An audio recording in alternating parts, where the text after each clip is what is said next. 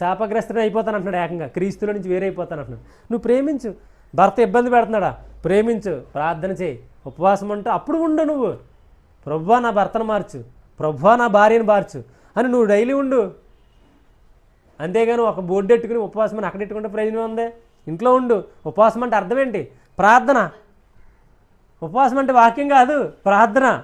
ప్రార్థన చేయాలి, ప్రార్థనలో గడపాలా ఉపవాసం.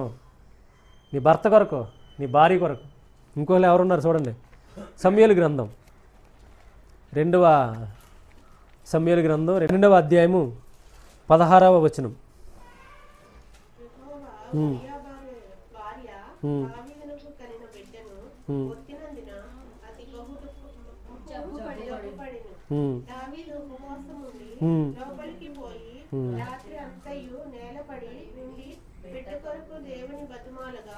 ఇంటిలో ఎన్నిక అయిన వారు లేచి అతనిని నేల నుండి లేవనెత్తుట వచ్చిరి.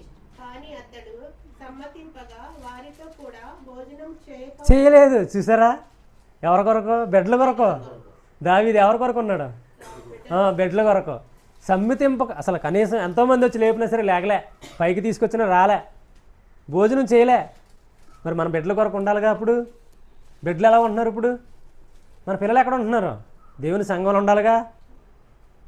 దేవుని సంఘంలో ఉండాలంటే మనం ఏం చేయాలా? అప్పుడు అదే అంటున్నాను నేను. అపోస్తల కార్యాలు 27వ అధ్యాయంలో ఏముందంటే సుదీర్ఘమైన ప్రయాణం. ఆ ప్రయాణంలో ఒకటి తర్వాత ఒకటి తర్వాత వస్తే మనం ఎదిగిన తర్వాత అసలు మనకు అసలు ఏమీ తెలియకుండా మనం ఉపవాసం అంటే దానివల్ల మనకేం ప్రయోజనం? ఇప్పుడు ఉపవాసం అంటే మనకేం తెలియాలి? ఇవన్నీ తెలియాలి. ఏది? యేసు ప్రభు మన కొరకు ప్రాణం పెట్టాడు, మనం రక్షింపబడుతున్నాం. కాబట్టి ఏమయ్యాం? ప్రభువా నీకు వందనాలు, నన్ను తప్పించావు అని చెప్పి మనం ఎక్కడికి వచ్చాం? నా కొరకు నువ్వు సిలువలో ప్రాణం పెట్టావు, చనిపోయావు, రక్తం కార్చి సమాధి చేయబడి తిరిగి లేచావు. కాబట్టి ఇప్పుడు ఏంటి?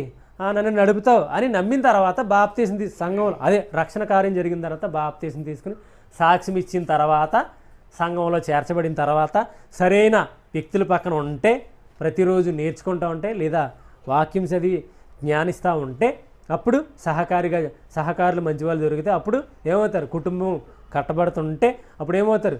దేవుని దయ పొందుతూ ఉంటే అప్పుడు ఏమవుతారు? పరామర్శకి వెళ్తూ ఉంటే అప్పుడు ఏమవుతారు?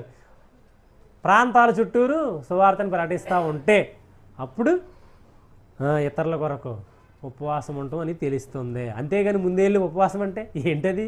ఉపవాసం అని చెప్పి భోజనం మానేసి టిఫిన్ చేస్తే అదే ఉపవాసం.